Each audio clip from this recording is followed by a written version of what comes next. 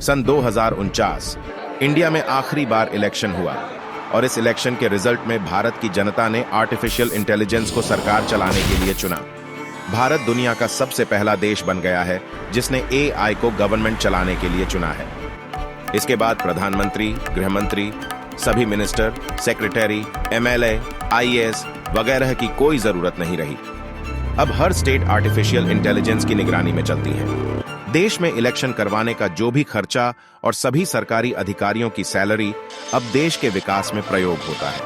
इस पूरे सिस्टम को गवर्नमेंट एज अ सर्विस कहा जाता है। यह एआई प्रोग्राम बेंगलुरु के एक स्टार्टअप द्वारा बनाया गया है। यह प्रोग्राम कोर लेवल पर भारत के संविधान पर ट्रेंड है।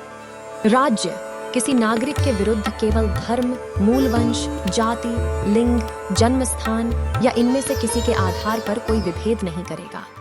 इस प्रोग्राम के इम्प्लीमेंट होने के 1 साल के अंदर अंदर ही इसने करप्शन को पूरी तरह जड़ से उखाड़ फेंक दिया है। जितना भी देश में इंफ्रास्ट्रक्चर इत्यादि का काम होता है उसे यह एआई प्रोग्राम मॉनिटर करता है। देश की इकोनॉमी इससे बेहतर कभी नहीं हुई। पुलिस की जरूरत अब सिर्फ क्राइम इन्वेस्टिगेशन तक ही सीमित रह गई है। अब नई पुलिस, जिसे सभी एआई पुलिस कहते हैं, लोगों की मदद करने में पूरी तरह सक्षम है। अब हमारे जवानों को सरहद पर शहीद नहीं होना पड़ता, क्योंकि देश की निगरानी स्पेशलाइज्ड एआई आर्मी रोबोट्स कर रहे हैं। जिन लोगों की नौकरी एआई के कारण चली गई है, उनके बैंक अकाउंट में हर महीने फिक्स्ड अमाउंट ट्रांसफर कर दिया जाता है। देश में गरीबी दर 0 हो गई है। इकोनॉमी में ग्रोथ के कारण लिटरेसी रेट बहुत बढ़ गया है।